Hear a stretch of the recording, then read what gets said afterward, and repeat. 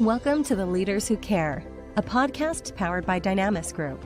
We are here to give the stage and support to those committed to create a positive and lasting impact, way beyond the profits and margins, the leaders of the world who care for others and serve a bigger purpose. Join us on the journey of creating a better, more caring world.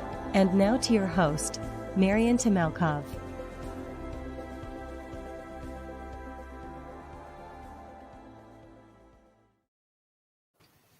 Hello, everyone. Today I'm joined by an amazing guest, a gentleman and a leader who's actually been driving a value-based leadership for a number of years. He's currently the CEO of one of the operators in one of the most interesting countries in terms of innovations. And I say hello to Estonia. Thank you for all the service you do to the world and really the great impact that you're making. And I'm really thrilled to welcome Chris Robbins. Chris, thank you for joining us today. Yeah, for sure. Thanks for having me. I completely agree. I'm not Estonian. I'm Canadian. Lived and worked in like 8 different countries, but I agree with you completely. Estonia is it's an amazing country for the size of the country, especially, but it's an amazing country in so many ways around innovation. Very, very cool place. I understand you are based in the Innovation Center. Is that right? Or you're part of that? Pretty close. Yeah, we're not actually connected with them, but physically we're in the same building. Exactly. It's the size of the country is nice because it's so small. We know some of the same people, and it's kind of a small circle. So actually, even a couple of people that we have working for us came from there, and some of the people that are working there now actually came from Tele2. So it's a small world. It's a good thing. Well, I'm very interested about the innovation leadership and value-based leadership today. So we'll talk about that kind of innovation. And really, I wanted to hear from you. What is value-based leadership? Where did it all started for you? And because we hear a lot about ethical leadership, we hear about servant leadership. What is the definition of value-based leadership? That's a really good question. Actually, I know what my definition is or how I've kind of learned it and done it. But essentially, it's just companies that use, again, my kind of definition, it's companies that use values as, I call it a compass. So it literally guides every decision you make. So as a company, you need to be heading in a certain direction, whatever that direction is based on your strategy and competition and all those things. But you need those compass headings.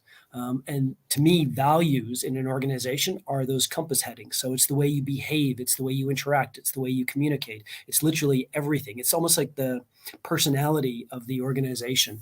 So to me, values is all encompassing. Brand fits under that. Culture fits under that. It's everything. But again, we'll get into this, but I don't see companies using it enough. I see it's kind of off to the side in most organizations. To me, it needs to be front and center. Like I said, it's the compass.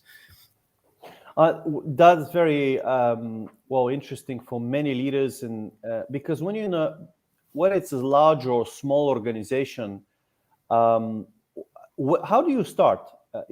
Let's say it's an organization, they've been around for many years. They have developed a certain set of culture values, but they may not be so clear on what they are. How do you start that process? And how do you, if somebody's in that position, what would be your advice? Imagine you're just being attracted and say to, imagine you're starting a Tele2 organization. How do you approach that situation? Yeah, for sure. It's a great question. And I can't say that there's a one size fits all or an approach, but I got kind of turned on to values by a friend and mentor back, like 15 years ago. And he was a person that believed that values-based organizations are super important. They're the way companies should be run. And his belief was it works in any culture, any country. And he spent his life, his career going around the world proving that. I've been lucky enough to have worked in like 6-7 different countries now. So I have gone through exactly what you're talking about in terms of coming into a new organization and having a belief that values are the single most important thing that you can establish in an organization that should be giving you those compass headings. So I've gone through that journey a few times. So there's not one approach, but what I've seen and even read and heard is that most companies nowadays believe that there needs to be values, culture, those kinds of discussions inside the organization. But what I've seen is Most companies still do it as a sideline. They do it as, as part of HR. And the HR guys come up with it, and it turns into posters on walls. They might hire great people and great consultants to help them with it, but it still is it's a small side thing to the business. It's not core to the business. It's off to the side of business. Mm-hmm. And then when you go into an organization, truthfully, I say this all the time, but I can tell, I'd say within 30 seconds, but maybe it'll take a minute if I walk into an organization, which a little bit tougher in these days, but when you could physically walk into a company, into a building, into a headquarters, you can tell within minutes that it's a values-based organization or not, and if people are living the values, and it's not about the posters on walls. So my approach is values aren't something that can be done top down. I fundamentally believe that. I don't believe you can tell somebody what their values are. And within an organization, it's really the values come from everybody within the organization. So the very first step I've taken multiple times is literally asking everybody within the organization about the values. And the way I do that is, and it's super, super interesting, maybe in bigger companies, but this is the third company, I think, where I've literally heard the phrase. I was in a company called Bite and here in Tele2, where people were saying, that's a real Tele2 person. Or if somebody leaves the organization, they say, oh, that's so sad because that was a real Tele2 person. And like I said, I've heard that in multiple organizations, even ones where I'd say they weren't super strong on values to begin with. But that understanding that this person fits. They fit they fit, right? And people understand also when people don't fit.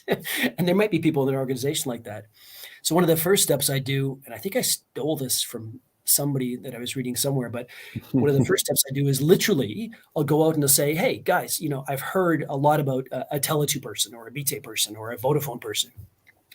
Tell me who they are. Tell me, explain to me, describe for me what that means. Like, why would you call that person a Tele2 person? Why would you call them a Vodafone person? Like, what is it about them that you say, that's a real team player. It's a real one of us. And I literally send that question out. I don't send the question out to HR. I don't send the question out to marketing. I literally send it out to everybody in the organization. Because again, to me, I don't believe that I'm coming in to tell somebody what the values of the organization are or should be. I don't believe that works. I believe I'm there to find out what the values of the organization are. So I literally involve everybody and ask everybody. And I remember the very first time I did this, I was surprised. So I took that approach of sending off, it was an email, sent off the email to everybody, got all kinds of feedback. But besides the adjectives to describe what this, a Tele2 person, for example, was, what I also got is people were giving me the adjectives and saying, oh, and it's this person or that person or that person. They literally were giving names behind it. Like, this person's a real Bite person, a real Vodafone person. So that, I wasn't expecting that, but then I went, okay, cool. Everybody in the organization, or, if I hear that name repeated multiple times from different people, different functions, different perspectives, it's like, okay, cool. That's a good insight. So then what I literally do is take all of those adjectives and then take those people that were identified as being, values leaders within the organization. Essentially, that's what they are, the culture leaders, the values leaders in the organization. And I make sure that I'm taking people from all different levels, from all different functions. That's another key thing, is it's not creating the values in the organization and articulating the values in the organization is not the role of the leadership team. It's not the role of the management team. It's not the role of HR. It's literally needs to involve everybody across the organization. So literally I pick those people that were, or I don't pick, I take those people that were identified, and then truthfully do pick more people, just to make sure it's a good balanced team. It's representative, all of those things. And then I do two really, really important things. One is I take those guys, I throw them into an offsite for a couple of days, and literally tell them, you guys are going to come up with the values of the organization, and you're going to articulate the values of the organization. That's the objective over the 2 days. And I also make sure that I don't allow any leadership team members in it. And the reason for that is pure psychology. If you put a leadership team person in a group of, a wide variety of people and levels and functions, doesn't matter even if the intent is there. And I'm not saying leadership teams are bad, because I'm part of it. And I'm not involved either. So I literally exclude myself. So I do the kickoff and explain what we're going for, but I don't participate because it sways it. And it'll become, if I wanted the opinion of one or two people, I'd ask those one or two people. I want the opinion of the organization. I want the cross the base. And to get even buy-in, and we'll talk about this later as well, but to get buy-in into the values, people are watching. I'm not literally involving, in this case, 300 people. That team is, I think here it was maybe 12 people, 13 people from across the organization. But the other 300 people are watching this. And they know that if there was a leadership team person that participated, they know that whatever comes out of that probably is reflecting what that leadership team person or people were thinking, not necessarily what those other 10, 11, 12, 13 people were thinking. So it's that psychology as well, that you need to be authentic, that this is authentically a bottoms up. I'm asking everybody. It was put together by people. There wasn't this leadership team top down influence on it. So this is very interesting. Just what it fascinates me, because one of the questions I was thinking, how do you scale this? Because once you define it, that's a fantastic process, and thank you for sharing. Things super valuable. Where if you think about it, if you do it the right way, it's a pleasant journey even for the leader, because you exclude even the leadership team in that. And now I understand that's also linked to the scalability. How do you scale it across a large organization of 10,000 people or more, or multiple thousands of people? Yeah, and this is it, because literally it works in any size. But it's that I'm psychotic when it comes to a focus on authenticity. So you can't do anything that suggests that this was somehow top down, it was influenced somehow. Like, it has to be authentic, and people in the organization have to see that it's authentic. And truly, that very first step, it's super strange, but that very first step of, first of all, involving everybody when you're asking about it, so they understand, okay, this is a process that's going on, and we authentically wanted everybody's input. When you pick the people that they said, that the organization said, it can be 10,000, it can be 1,000, it can be 100, but when you pick the people that the organization said are the values leaders in the company, and it doesn't matter what level they're at, again, people see that as being an authentic process. And then at the end of it, and this is key as well, and it gets across the organization, when I do bring the leadership team in, is at the end of those 2 days, or 3 days, and I think I've always done 2 days actually, but at the end of those 2 days, and I have the team that put them together present, okay, what are the values of the organization, and how do you articulate those values of the organization? And I have the leadership team listen to this, not to change, not to question. It's questioning for clarity. There is no adjusting it. There is no changing it by the leadership team. And it's literally just for them to say, if those values don't align with me as the CEO, the CFO, any of the C-suite, any of the leaders of the organization, if those values don't align with my personal values, I need to leave.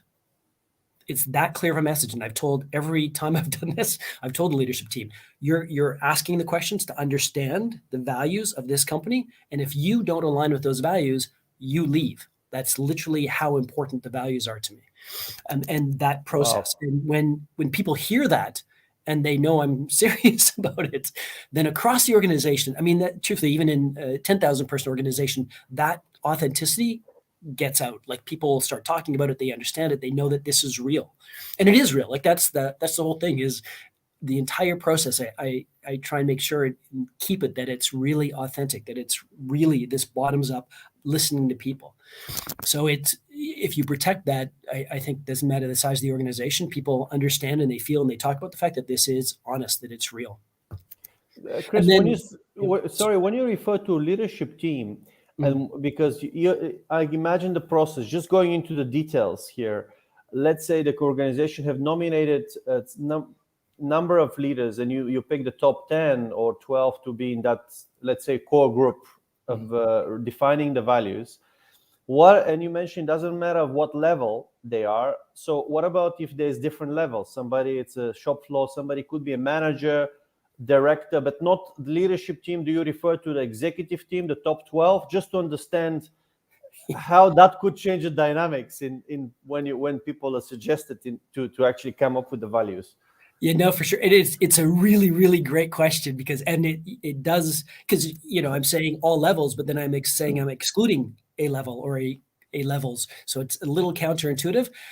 I haven't read anything that says this is like the way to do it, but my experience is you can include managers of people, but no higher.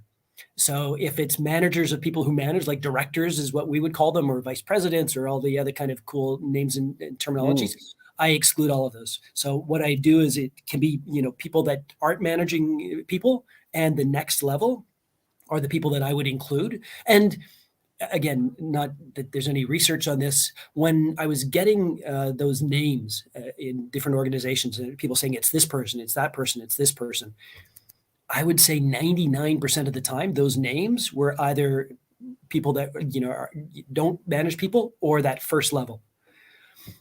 I don't know if that's Thank you. No, that's fantastic. I was just thinking of that as you were sharing this, and I thought, because to me that's super valuable. I mean, this is, thank you for sharing this.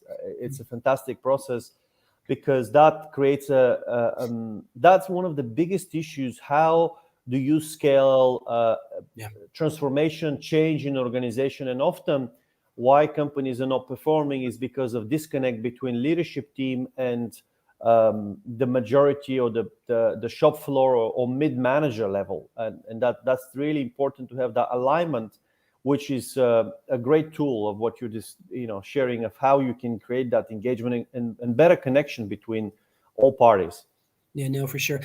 I do spend a lot of time talking to the people that are excluded, if you will, because honestly, all of those people want to contribute, and there are definitely values leaders at all levels, including those levels that would be excluded in the organization.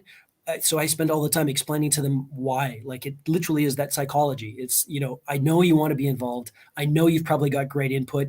Like, the intent is there. Even big organizations that go out and hire an expert consultant in this, the intent is there. They're trying to come up with a good set of values and the right values and the right articulation of the values. So the intent is there. But what I found is what you end up with is, the perfectly worded, exactly linked to strategies and everything else. You end up with the perfect articulation of the values, but nobody's actually living them. Whereas if you actually do it bottoms up, maybe the articulation isn't perfect. Maybe it's not the exact right words, but you've got people that are actually authentically behind it. They're connected to it. They're living those values, which to me is way more important. So I'd rather have, the 80% correct values, articulation of the values, but being lived by people versus like perfect. This is like the inspiring quotes on the wall, but that nobody's actually living. So to me, that the former is much more important. And you're just so important now. So one thing is to go through that process and get the engagement, but now implementing and living them, it's the next stage. What are some of the best practices of the organization that they're living their values as a team? Because you said you can sense very quickly when you walk into organization, the first minute or so, whether it's a value-based organization or not. What are your kind of what gives you a signal, and what are the best practices, whether they're living their values or not? Yeah, for sure. So again, it's not that I don't like posters on walls. They can be good sometimes. So it's not that putting posters on walls makes it bad, but usually if that's all it is and you don't see people living them, it's a bad thing. So the very, very next step, as soon as the 2-day offsite, we come up with the values and they articulated the values. Same guy that actually turned me on to values-based leadership, he used to say you have to repeat something 100 times. So by the time you're sick of talking... Sorry, Chris, who is that? I was just hearing about this wonderful inspirator. His name was Graham Marr. Unfortunately, he passed away a few years ago. He was a New Zealand guy, New Zealand, Australia, Qatar. He worked in Czech Republic, where I met him, Sweden. He was all over the place in our industry, in telecommunications. Just an amazing, amazing guy. Had an impact on lots and lots of people. But yeah, unfortunately, he passed away a few years ago. But I just want to say pay tribute to Graham for inspiring you doing this, and to you sharing his really philosophy on that. But yeah, thank you for sharing. It's fascinating to hear. Yeah, no, for sure. But the very, very next step to me, and again, I'm not sure if I read this somewhere or just copied it shamelessly or what, but because I fundamentally believe, as I was saying to begin with, values are the compass headings.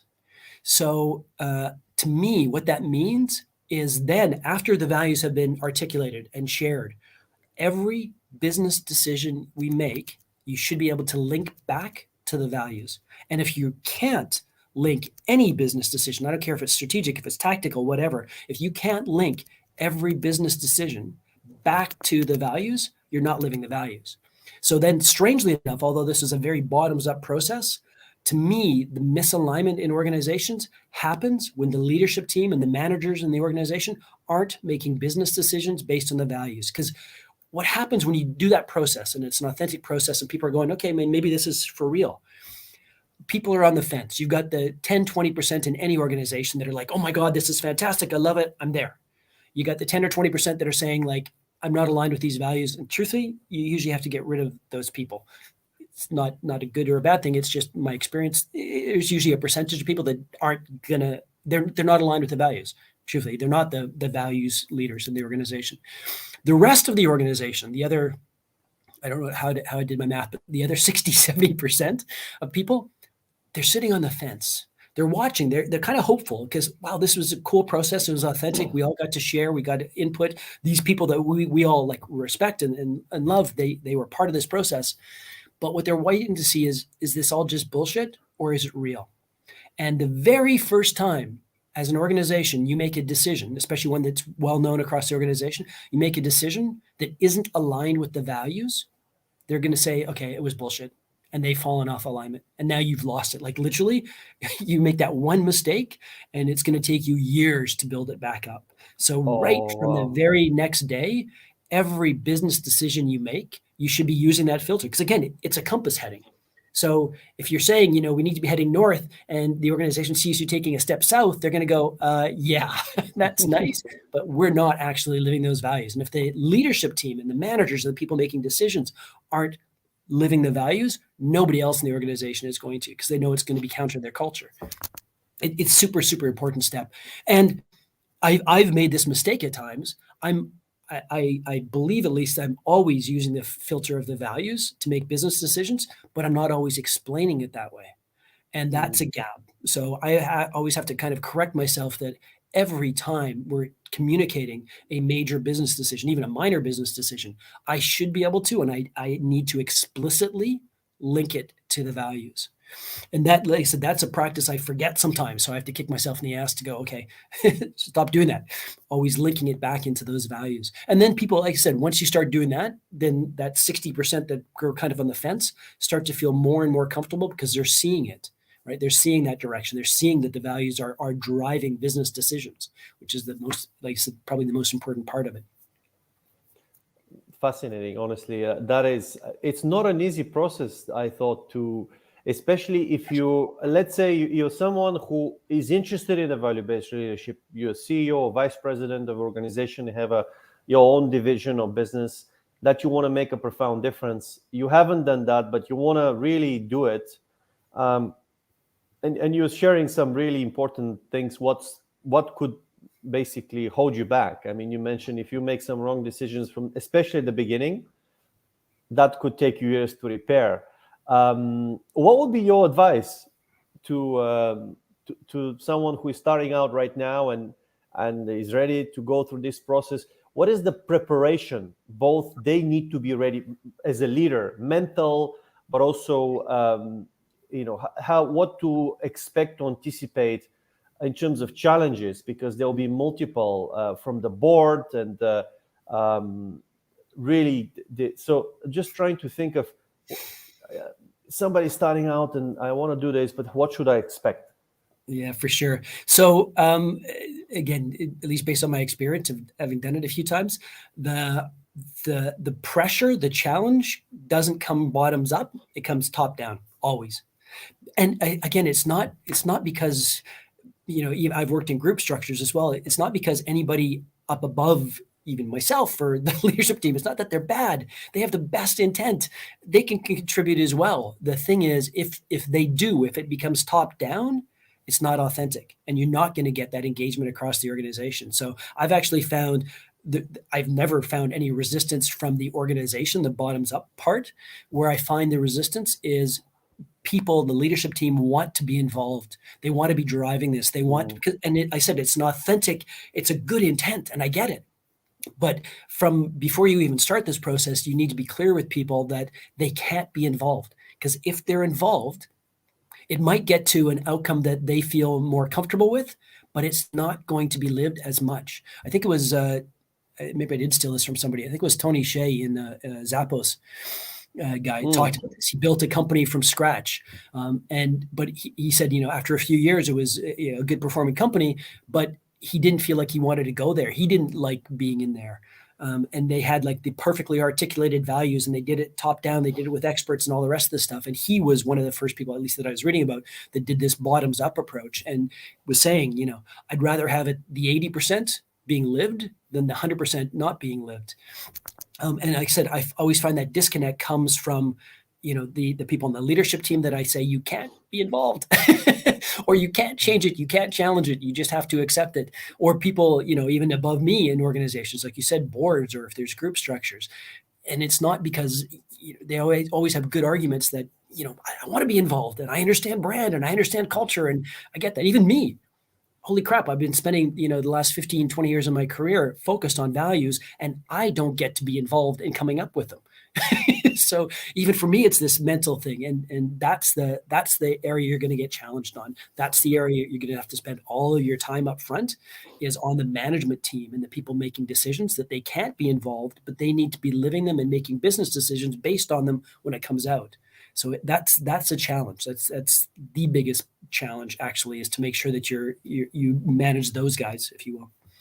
Fantastic. So basically, your state of readiness and preparation is key for this, to make sure you spend that time with your leadership team, get them ready, and just be very explicit in preparing their mental state as well, so that they don't kind of jump in halfway or kind of really make that.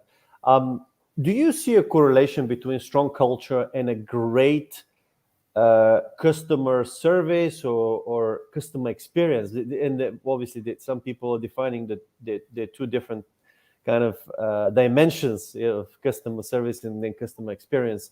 But do you see a correlation between the two?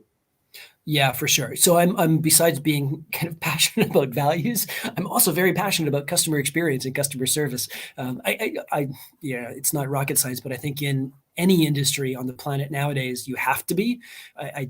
There's still companies that aren't, which is just mind blowing to me. But I think you have to be. When you can be spending millions, tens of millions, 100 millions of euros in advertising, and somebody's going to put more weight into what some stranger said on Facebook, you need to be aware of those things. So to me, I think it's paramount. But I don't think so. Are they related to correlated? Absolutely. I don't think you can deliver. Just my opinion. I don't think you can deliver great customer experience. I don't think you can deliver great customer service without a really strong culture and values inside. I had another leader that I worked with. She always used to say, if you can't sell it on the inside, you can't sell it on the outside. So, and I fundamentally believe that. And it's actually a few times when I've gone into organizations and been, trying to lead the vision on customer service and customer experience. One of the first places you actually have to start is whatever you're thinking of doing from a customer experience perspective, you need to start that inside the organization.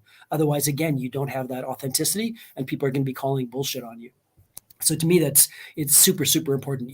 I think it's like the first step is you have to have that culture and the values of the organization before you can start moving down customer service, customer experience, especially if that's a change. Like if you're going into an organization and you're thinking, hey, we're not great at customer service, we're not great at customer experience, but we want to be, and we believe there's differentiation there. To me, the very first thing you have to do is fix what's inside the organization. You need the values, you need the culture, you need the alignment before you can ever do something outside the organization. It doesn't matter. An advertising campaign isn't going to change your customer experience, your customer service. All it's going to do is you might get some customers interested and they're going to walk into your store. They're going to walk into you'll go to your website, they'll do whatever. They'll interact with you based on that, promise. But the second they interact with any of your people, they're going to know, okay, it's bullshit. like it's not real. And you're wasting your money. Basically, completely. you better start internally before you do all this. You got to be ready. And I agree. There's a path, there's a walk you need to go through in order to really deliver on that. And thank you for sharing this, because the customer service is not just dealing with customer problems, but taking it a step further. You know, you need having the will, having the interest to really make a difference, because that moment is so critical. It makes the difference of whether they're going to stay with you and be loyal or completely leave as an organization. And I think without having a strong value, something to keep you through those difficult times, there's really, the empty promise, and it's very difficult to deliver on. Yeah, no, exactly. The other thing to keep in mind, especially when you're coming up with how to persuade, how to convince the managers and the leaders not to be participating in this. I don't know. I guess maybe it's a philosophical debate, but I fundamentally believe people are good. I know there's exceptions, but I fundamentally believe people are good. And if you take, the makeup of that group I was talking about, the 12, 13 people, 20 people, how many you want to involve, if you take, 10, 20 good people that are recognized values leaders in the organizations, they're not going to come up with bad words. Like they're not going to miss something. They're not going to come up with, our values are to be lazy and slow and boring. It's not ever going to happen. They're going to come up with good, positive words. And to be fair, they're probably the same good, positive words that if you did a Google search, you're going to find on value statements across the world. Like they're not that different. The difference is that process is what's important. The process is what's going to get people aligned behind it. It's not the words. So once people get out of their head that the words are important, they're not. It's the process, and then it's living those values in decisions that the business is making in the future. The actual word, like I said, even our values here, I'm sure if I did a Google search, I'd find the values we have on half a dozen companies across the world. It's not the difference. The difference is we're actually living them. We're using to make business decisions. Super no, it is, especially when they're in a group. I think even if one of them is tempted to bring some a controversial area, you've got another 12 or 20 people watching out. So exactly. I think you're absolutely right. Just need to give that peace of mind and trust your own people, because if you can't trust your own people, as you say, you probably have to leave. I mean, or just something is just not right, or find a way to build that trust. It's really very critical and important. Otherwise you can't make it. There's a saying, if a family is divided between themselves, they probably won't make it. So they gotta unite in really, and a company is you spend at work, probably more time you spend at home. Exactly. So I think it's so important to have that mindset. How does business really when you have a very close competitors? I mean, in your field, that's quite the case. How do you stand out? When you're really quite neck to neck with quite a few organizations, and what are the role of values and care play in it? Mm-hmm. Like I said, I think for any industry in today's world, it's important. But I agree very specifically. So in industries that are essentially commodities, utilities, if you think about, and I'm not picking on different industries, but if you think about telecommunications, utilities, banking, insurance, we're in this really weird place where services, truthfully, are pretty common across. There's not that big of a difference between them. It's essentially about as close to a commodity as you can get in most of those industries. But then we also have this terrible reputation of being crappy at customer service.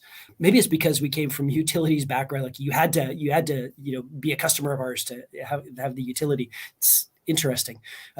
But literally we're globally known as having crappy customer service. So to me, in my industry, it's exactly as you described. Essentially, the service is the same. The networks are the same. The service is the same. The pricing is even similar. Depends how you do the pricing. But it's that, to me, the difference is that customer experience and that customer service. And again, as if you believe what I believe, customer service and customer experience and empathy and authenticity for customers. And that's how you deliver great customer service and great customer experience. That comes from the values and cultures in the organization. And it can't happen without the values and cultures in the organization. So my belief is in industries where, like you said, the products, the services are very, interchangeable, if you will. It's super, super important, even more important to have those values and cultures. And that can and does differentiate you.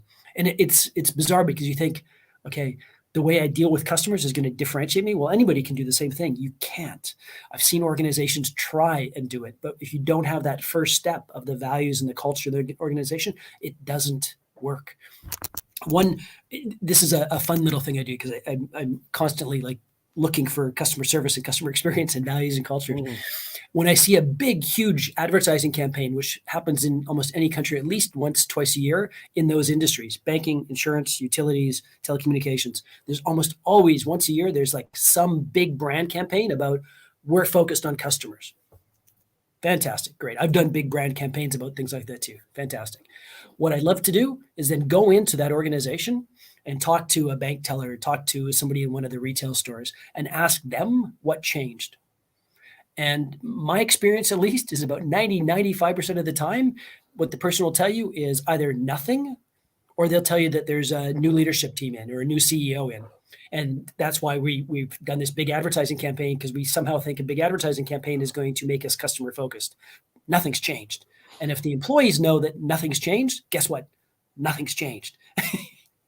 Wow, thank you. So you're sharing basically very powerful technique to double check whenever somebody is doing a massive advertising campaign. The first thing you do, go and check actually what has changed, and people and even customers can find out themselves just by asking the employees of the organization of what they think. But if they say and they believe and they're passionate about a change, well, I guess you are much more inclined to believe in it and really start say maybe that's something which is gonna really make a difference. No, exactly. And I mean, I'm being kind of black and white with it. It is a process. So, and it depends on the people. And are you hitting that 20% of the people that are really into it from day one, or kind of the ones on the fence? But it is to me, it's a great kind of a litmus test, just going in and asking the people. And like I said, it's the same thing. You can go up to a receptionist at the front desk, if they have a front desk, go up to the receptionist and ask them, I just saw this fantastic advertising campaign. So what's changed? What do you guys changed? And literally, even just the facial expression of the person, if they kind of go, roll their eyes and like, okay, nothing.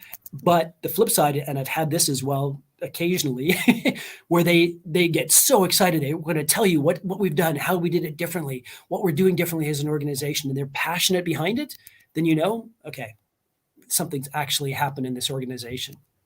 I love doing it. It's just super cool. I love it. Well, thank you. I'll start doing it myself. I'm just so excited about the companies doing a lot of great things and lead with value-based leadership. I think is fantastic, and empowering their people and making a profound difference and ultimately delivering better care and better customer experience.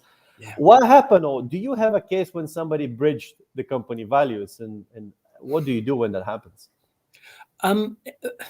Yes, absolutely. It happens. It happens. I just say quite often. That makes it sound bad. Strangely enough, I don't want to make this sound manipulative, because it's not. Strangely enough, though, if you're trying to get that authenticity across the organization, so you're in that process of, we've come up with the values, and now we need to get people living those values and seeing that they're being lived. Strangely enough, you want to look for those opportunities where you have people, and what has usually happened is the people are even high performers.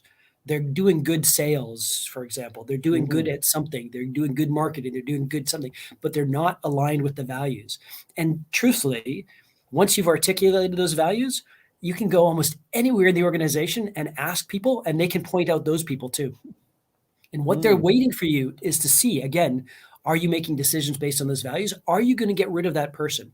So, if you say one of your values is trust, but everybody in the company knows that your head of HR doesn't trust employees. There's tons of rules and processes and controls because they don't trust them. Or finance is another kind of common one. Legal. So these back office you kind of pick on. Everybody in the organization knows that those people aren't aligned with the values. They're just sitting back and waiting to see what's going to happen. And if you do nothing with that, if you don't actually act on that, again, your entire organization is going to go, it's bullshit. So I have had, like, I remember one guy in Lithuania, superstar in sales, always got the best results, but the way he was delivering the results, very much not aligned with the values of the organization that we came up with. Fired him. And really, super importantly, explained to people why we fired him. So it wasn't that, he's moving on to new things and we wish him well crap that organizations do all the time. And every employee in the company knows it's not true anyways. Everybody knows why somebody gets fired. So that those corporate bullshit lines, I hate. Like, be honest with people. So you fired the person because they're not aligned with the values. You tell the entire organization, this person was fired. He was delivering the results, and the way he was delivering the results was not aligned with our values. So we asked him to leave. And you tell everybody that, so that they know that you are actually making business decisions that look like they short-term hurt your results, because you're aligned with the values. So, like I said, it's not that you want to artificially create those things, but when those situations happen, it's a what's the word? It's an opportunity for you. It's like a huge opportunity to demonstrate you're making business decisions based on those values. And it does always, at least in my experience, it always happens. Well, that's fantastic. Thank you for sharing, Chris. And how do you become a value-based leader? If someone that's right now on the fence and is saying, I actually want to do that. The first thing I would say is do a lot of research. Now, and again, this is my process. Once I get passionate about something, I do a deep dive. So Graham that I was talking about, he kind of turned me on to this, but then I think I've read everything about values-based organizations that I could find. I've had coaches and mentors, and I talk to people like you do to kind of get some ideas.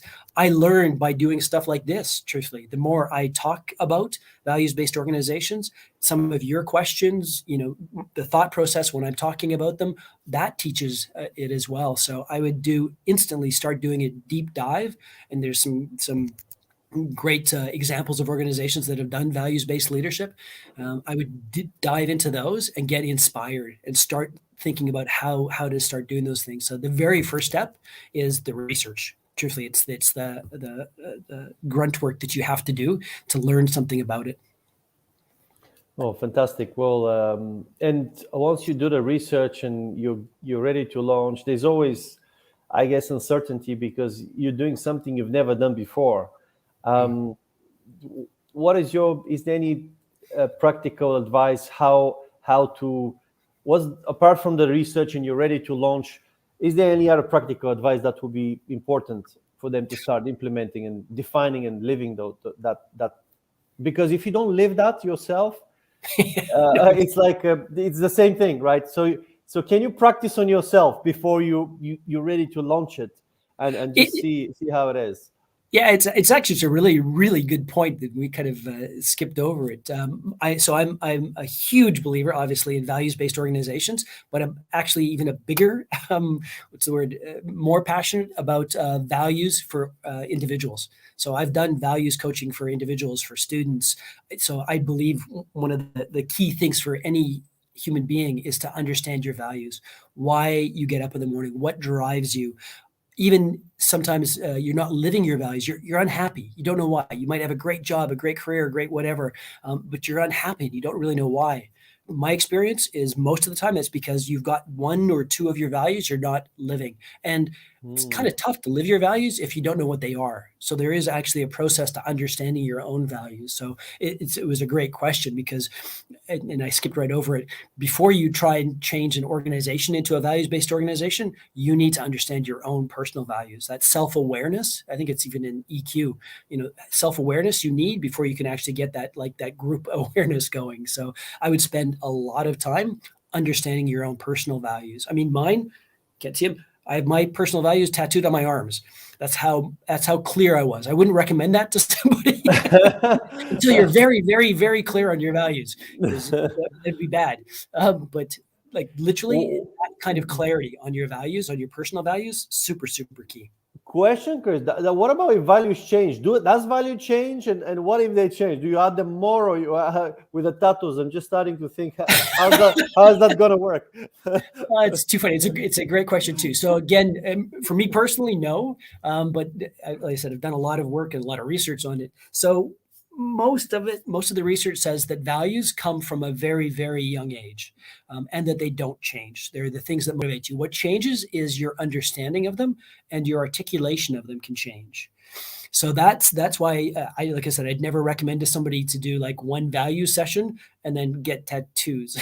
So the articulation can change. What in my experience, and again, reading some of the research for personal values, is that usually when you try and articulate your values, one or two will be instant. You'll go, yep, okay, for sure, that's my value, and I understand why and where it came from and all those things.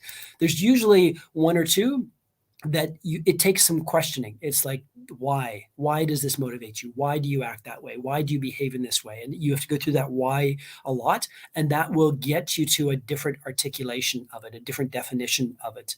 For example, for me, I love change. I'm like that 5% of the population that loves change. I've lived and worked in a bunch of different countries, and when I went through the values exercise, the person that was helping me, the coach, was like, well, but why? What do you get out of that? Like, what do you get out of that living in different countries, different challenges, those things? And I thought it was diversity. And he's like, but why diversity? Like, what do you get out of that diversity and working with different people? And we kept on going through this why, and eventually got to it's learning. And as soon as we got to that, I was like, holy crap. You're absolutely right. Learning is one of my values. I just was telling you, first step you do is learn if you want to get into it. So for me, one of my values is learning, but it took a few rounds of that articulation to get there. So I would say for people, go through that process and get to where you've articulated your personal values very, very clearly. Then you can kind of move into how do you do that across an organization? We have some fantastic questions here from the audience. They're interested in different areas. Stoyan is actually asking, can you share a story, an example of having a turned down business decision that was perhaps lucrative, but it wasn't fully aligned with the values and you had to say no to it? It's hard to be a gardener who is obviously constantly ensures the values are kept in check. Is there situations of this kind or a story you can share? Yeah, I mean, they come up all the time, truthfully. And it's not good or bad. I'm trying to think of a major one, but there's tons of minor ones that come up. We literally just had, so one of the values in the organization is trust. In our organization that was come up with was trust. So one of the first things you have to do is, okay, so internally, we've got all kinds of processes and rules and controls for what a person can and can't do. We even had, it literally just came up, Rick, I think it was just a couple of months ago, so it's still a filtering process. We had a process for employees' families to be able to get a better deal, if you will, like, essentially the employee pricing for our service. But it turned out, I didn't even know about it, but it turned out that the only way you could do it is if the actual employee paid for all of the invoices. Now, when we dug into that, we're going like, what the hell? Like, why would that be? And it's about control. And, it was about, somebody could take advantage of it and blah, blah. It was like purely, we didn't trust people. So, and, if trust is one of your organizational values, you should be trusting your customers, which means you don't have a bunch of controls in place. Now, by definition, there's going to be some control freak somewhere in the organization going, well, but we're going to lose more money. Like the people that can take advantage of us, if there's 3 operators like there are, the people that are going to try and take advantage of you as an organization are going to hear about this and come to you because they know you don't have those rules in place that the other guys have. It's like, yep, absolutely. And we could put in those same kinds of rules and controls and processes, but then we're not actually aligned with that value of trust. So you literally have to make those decisions and say, we're going to trust customers, not to take advantage of that. We're going to consciously be aware that 1 or 2% of the population is going to come to us. We might even have people within our own organization that try and take advantage of those, the fact that you don't have the rules and the processes and the controls in place. And when that happens, it's not a matter of having the rules and controls in place for that 1% that are going to abuse it so that the 99% get penalized by it. It's literally when that happens, if it's happening inside the organization, you get rid of that person. Like literally, again, you're not aligned with the values, you're gone. You take advantage of the fact that we don't have controls and processes in place, you're gone because you're not aligned with the values. Like it's all fairly tight. So like I said, I've done that I can't think of an organization where I haven't had those situations come up, truthfully. So every time you're making business decisions, but it sounds bad, but at the end of the day, a values-based organizations, and you can look at all of the research that's been done in the last 20, 30 years, values-based organizations are more profitable. They perform better. That's what I wanted to ask. How is all this culminating to the business performance? Because at the end of the day, I think it's very important to look at, from investors' point of view, from people's, how you serve and care, how does that impact the profitability of organization? Well, and this is the part that's even more surprising to me. So I started my career in finance. I'm a finance guy. I don't do anything in a business. I love competition. I don't do anything in a business unless there's a business payoff. So although I'm talking about this stuff that some people would consider to be soft and fluffy, when you look at the research and my own personal experience with this, values-based organizations perform better. Because the examples I was just talking about, you've got the bank worth hundreds of millions that spends, 10 million euros, 100 million euros, whatever, on an advertising campaign, but it doesn't work. Guess what? That's a waste of money. You put it in, invested into the right thing. Exactly. Like literally. And I said, you can go back to the research, like 20, 30 years. Good to Great was one of the books that was written about this.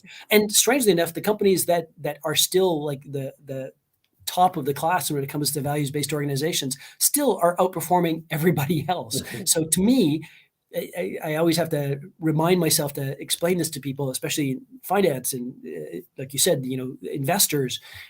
There is a business payoff to this. And every time I've done this in an organization, the business performs better. And it's not surprising because to me, you were even saying in an organization, you spend most of your waking hours in an organization.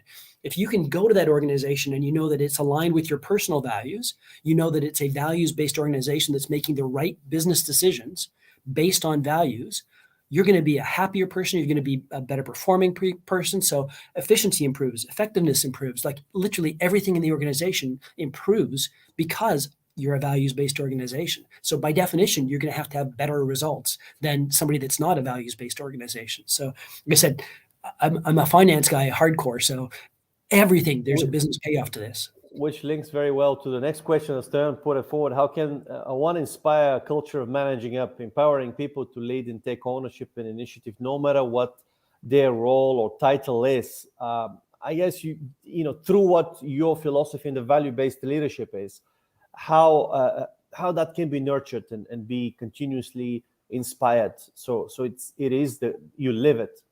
Mm-hmm. So, a couple of things actually. So one is you literally have to, as a leader, when I say leader, I'm organizationally, C-suite type of thing, directors, whatever else, you need to be talking to people. So I haven't had an office, 20 years. I haven't had a desk even the last 15 years. So I sit wherever I can sit when I find an empty desk, and we have an open office, so it's pretty easy here. But literally it's talking to people, but talking to people, there's a bunch of books written about management by walking around and all this, the rest of the stuff, only ever works if you take action based on it. And those are the golden opportunities. So literally, you go out to a store and you talk to 5 people in a store and ask them, how can we improve something? They're going to tell you, almost always, somebody's going to give you their opinion. Most of the times, you're not listening. Most of the times, nothing actually changes. So all they're seeing is, okay, I'm doing a lot of talking and nothing's actually changing. If you actually want people to take responsibility and to be giving that kind of input, what you need to look for is those. It doesn't need to be everything that they come up with, but literally pick 1 or 2 key things and very quickly act on them. So literally go, hey, I was in this store, I heard about this, and it was a great idea, and now we've implemented it. And literally very quickly, and those people start talking. And they're like, oh, that's so cool. I came up with that idea. I offered that idea, and we're doing it. Fantastic. But you need to look for those opportunities to support it. I'm a huge believer for leaders and managers of learning communication psychology. To me, it's all around psychology. It's like literally you want people to take responsibility for something, then recognize them when they've taken responsibility for something. Give them their responsibility. And when they take their responsibility, recognize the hell out of them, support them, champion them. Like it's not rocket science. It's actually just basic human psychology, but it's not done enough. But it's taking an action, and that's what matters and so important. Excellent. Also, we have some interest of since you are not originally from Estonia, we have Radilek who's asking, how is life in Estonia, and for you personally, but I guess you might be considering opportunities in Estonia. Estonia is attracting a lot of talent. What is your experience and thought about that? Great country. So again, I've lived and worked in, I keep on forgetting the exact number. It's not good. I think it's 7 or 8 countries anyways, because I've lived in some that I haven't worked, but anyways, great country. So the stuff that people hear about around e-society, e-government, innovation, all true. Truthfully, I had worked in Lithuania and Latvia, so close by countries, and I'd heard all about Estonia around this innovation and e-society and stuff. And truthfully, my feeling, not having been here, was really good marketing. Small country, really good marketing around this. It's true. It's so true that my friends not living here get sick of me talking about it, because I'm always like, again, one of my values is learning. You can always learn. I don't care whether you're a 300 million country or a 1.3 million country. You can learn from other people, from other things. There's so much to learn from what Estonia is doing around the e-society and the innovation. And, we've got what's the stat? We have the highest number of unicorns per capita on the planet. Like what they do here is just phenomenal. So if you really want to get into that vibe, and I did it, I was here, my first month I was here, I got connected into the startup community, because it has just such a fantastic vibe, such energy, such passion, such great perspectives that even impact our business. We work with them to this day. So it's phenomenal. So yeah, I'm really enjoying it. It's good. The only thing that sucks is there's no mountains, because I'm a skier and a climber. So it's like, okay, that sucks. But otherwise it's good. Well, thank you for being really sharing and your opinion and experience, Chris. It's been fantastic. Any final words? What is your thoughts for really a better, more caring world? For both short term and more longer vision. What is your kind of expectations? That's a huge question. I do spend some time thinking about it. I would say. Maybe I'll narrow it down to from a business perspective.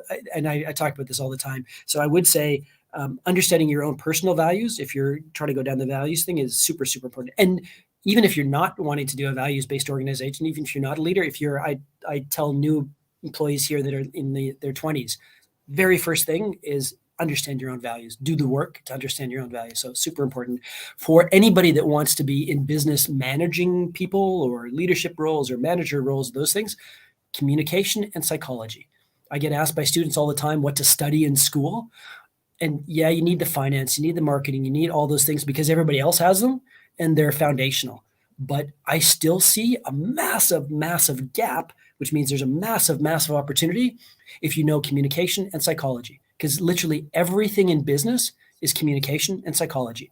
Marketing, sales, leadership, management, it's all communication and psychology. So if you haven't learned those and you're not passionate about learning those, don't go into business. Like truthfully, it's a waste of time. So those are the things, like I said, I get 30 seconds to coach somebody, learn communication, psychology, and learn your values. That's it.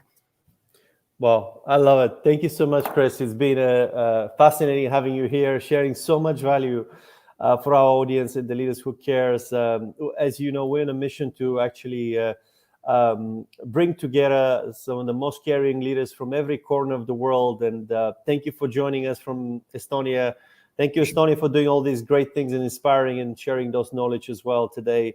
Have a fantastic Christmas and a prosperous and wonderful New Year. And thank you for making the time. God bless you. Sure. Thank you so much. Very, very cool. Thanks a lot.